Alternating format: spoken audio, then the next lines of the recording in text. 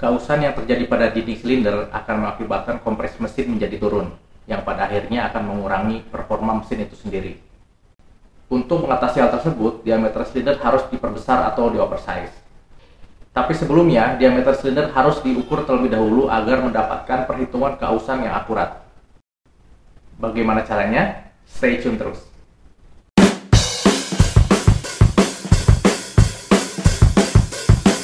Sebelum kita bahas lebih lanjut, jangan sampai lupa untuk klik subscribe di pojok ini dan coel juga tanda loncengnya.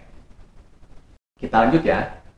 Besarnya kausan dapat dianalisis dari keovalan dan keterusan bentuk silinder. Apa itu keovalan dan keterusan? Simak dulu ilustrasi berikut ini. Keovalan suatu silinder adalah suatu bentuk kausan apabila dilihat dari atas. Silinder yang bagus bentuknya bulat. Apabila ada kausan pada suatu titik, maka bentuknya akan oval. Sementara keterusan suatu silinder adalah suatu bentuk kausan apabila dilihat dari depan atau dari samping. Silinder yang masih bagus bentuknya akan lurus. Apabila ada perbedaan ukuran antara diameter bagian atas, tengah, atau bawah, maka bentuk silinder akan tirus. Ilustrasi bentuk keovalan dan keterusan ini sengaja dibuat ekstrim supaya terlihat lebih jelas. Dengan menggunakan silinder bore gauge akan didapatkan keovalan dan keterusan dengan akurat. Alat ukur lain yang digunakan dalam pengukuran ini adalah mikrometer dan jangka sorong. Bagi yang belum mempelajari mikrometer dan jangka sorong, silakan klik link di atas ini. Sebelum masuk ke proses pengukuran, mari kita lihat dulu bagian-bagian penting dari silinder bore gauge. Yang pertama, dial indikator gauge. Alat ini terdiri dari jarum yang bisa bergerak dan angka-angka sebagai penanda. Dengan melihat pergerakan jarum, kita bisa membaca hasil pengukuran. Selanjutnya, grip. Berfungsi sebagai pegangan dan juga tempat memasang bagian-bagian lain, sehingga menjadi suatu alat ukur yang utuh. Pada batang grip ini ada baut pengunci, berfungsi mengunci dial gauge supaya terpasang dengan baik pada grip. Pada bagian bawah ada measuring point, berfungsi sebagai titik pengukuran, yang mana apabila measuring point ini tertekan, akan menggerakkan jarum pada dial gauge. Ketika proses pengukuran, measuring point ini akan kontak dengan dinding silinder, sehingga jarum pada dial indikator akan membaca ukuran diameter silinder tersebut. Selanjutnya adalah replacement rod, batang yang berfungsi untuk menambah panjang bidang sentuh pada silinder yang akan diukur. Ukuran replacement rod bervariasi dan bisa dipilih sesuai dengan kebutuhan. Kemudian, yang terakhir adalah replacement washer, cincin yang berfungsi untuk menambah panjang replacement rod. Sekarang, kita mulai menghitung keovalan dan ketirusan silinder. Langkah pertama yaitu mengukur ukuran kasar diameter silinder. Blok mesin ini mempunyai 4 lubang silinder, kita harus mengukurnya satu persatu. Pada pembelajaran kali ini, sebagai contoh, kita akan mengukur lubang silinder yang pertama. Hasil diameter kasarnya adalah 72,5 mm. Selain cara ini, bisa juga dengan melihat diameter standar pada buku manual. Langkah berikutnya yaitu melakukan setup pada silinder bore gauge. Pasang dial gauge pada gripnya. Di sini saya terbiasa dengan menekan dial gauge hingga jarum yang kecil menunjuk ke angka 1. Alasannya biar yakin kalau dial gauge sudah menempel pada mekanisme pengukur di dalam grip yang terhubung dengan measuring point. Selanjutnya memilih replacement rod berukuran 70 mm ditambah replacement washer berukuran 3 mm sehingga total panjangnya adalah 73 mm. Pemilihan ukuran ini berpatokan pada hasil pengukuran kasar diameter silinder sebesar 72,5 mm. Kita ambil angka yang lebih besar dari itu karena komponen yang mengalami kausan biasanya mengalami pembesaran diameter. Ada metode lain dalam memilih ukuran replacement rod, tapi hasil akhirnya sama saja. Kita pasang replacement rod dan washernya pada batang grip, setelah itu dikencangkan dengan skrup pengencangnya. Setelah silinder bore gauge selesai di setup, langkah berikutnya adalah melakukan kalibrasi dial gauge ke angka 0 dengan menggunakan mikrometer yang sudah diset pada angka 72,5 mm. Pasang mikrometer pada ragum agar memudahkan proses kalibrasi. Setelah itu, tempelkan ujung replacement rod dan measuring point pada anvil dan spindle mikrometer. Bersamaan dengan itu, setting jarum panjang dial gauge ke angka 0 dengan cara memutar outer ring cover depan dial gauge seperti ini. Dan silinder bore gauge siap digunakan. Pada tiap silinder ada 6 posisi pengukuran. Supaya lebih jelas, perhatikan ilustrasi berikut ini. Tentukan dulu sumbu X dan Y-nya berdasarkan dari posisi orang yang mengukur.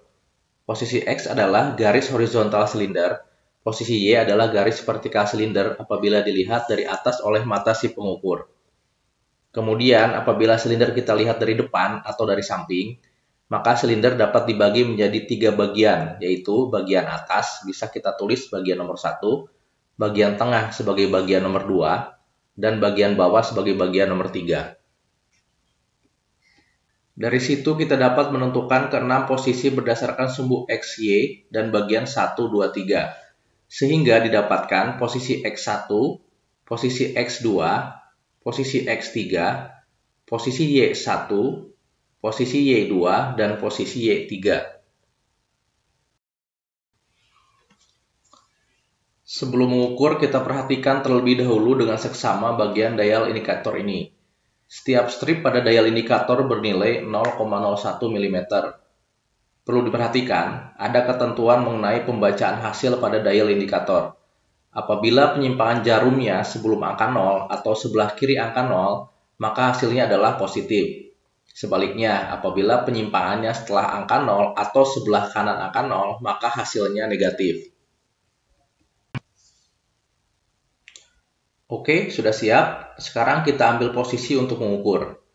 Masukkan silinder bore gauge ke dalam lubang silinder. Setelah ujung dari replacement rod dan measuring point menempel pada dinding silinder, goyang-goyangkan ke kiri dan ke kanan sambil memperhatikan posisi jarum panjang pada dial indikator. Sebaiknya grip silinder bore gauge dipegang oleh 2 tangan, supaya pengukuran lebih stabil. Dalam video ini, pengukuran terlihat menggunakan 1 tangan. Jangan ditiru ya, karena sulit dalam proses pengambilan gambar. Amati simpangan jarum tersebut. Kita dapati 9 strip sebelah kanan angka 0. Apabila simpangan di sebelah kanan angka 0, maka nilainya negatif. Sehingga nilai simpangannya adalah sebesar 0,09 mm. Untuk mendapatkan nilai X1, diameter kasar yaitu 72,50 dikurangi 0,09. Sama dengan 72,41 mm.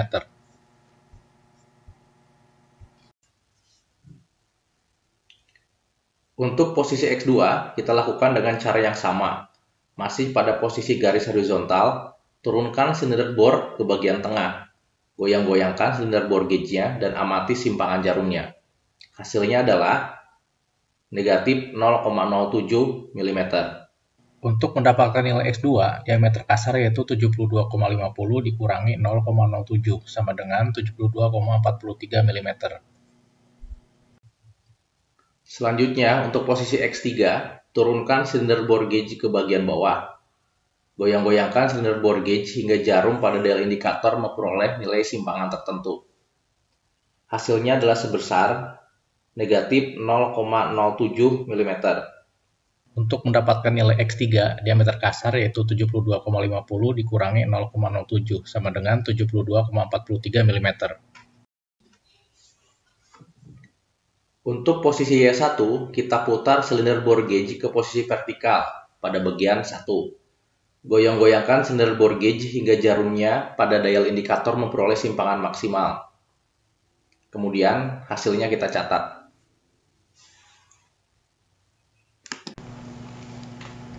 Untuk mendapatkan nilai Y1, diameter kasar yaitu 72,50 dikurangi 0,08 sama dengan 72,42 mm. Untuk posisi Y2, kita lakukan dengan cara yang sama. Masih pada posisi garis vertikal, turunkan silinder bore gauge ke bagian tengah. Goyang-goyangkan silinder bore gauge hingga jarum pada dial indikator memperoleh hasil simpangan maksimal.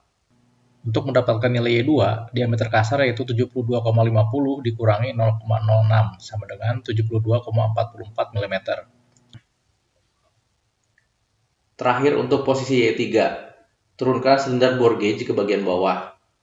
Goyang-goyangkan silinder bore gauge hingga jarum pada dial indikator memperoleh simpangan maksimal. Untuk mendapatkan nilai Y3, diameter kasar yaitu 72,50 dikurangi 0,09 sama dengan 72,41 mm. Untuk menentukan keovalan, kita hitung selisih antara X1 dengan Y1, kemudian X2 dengan Y2, dan X3 dengan Y3. Untuk menentukan keterusan di X, nilai X maksimal yaitu 72,43 dikurangi X minimal yaitu 72,41 sama dengan 0,02 mm.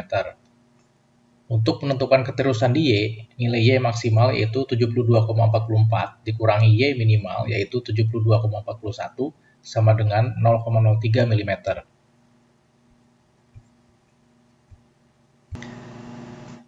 Dari hasil perhitungan menunjukkan bahwa keovalan maksimal adalah 0,02 mm dan keterusan maksimal adalah 0,03 mm. Halo, serius banget kelihatannya. Oke, demikian materi kita kali ini. Semoga bermanfaat bagi kawan-kawan semuanya. Bagi kamu yang belum subscribe, silakan cari tombol subscribe di pojok sini dan cocok juga tanda loncengnya. Kalau kamu menyukai video ini, silakan like dan share juga ke kawan-kawan lain yang berminat. Tetap semangat, terus berkarya, dan salam kompeten.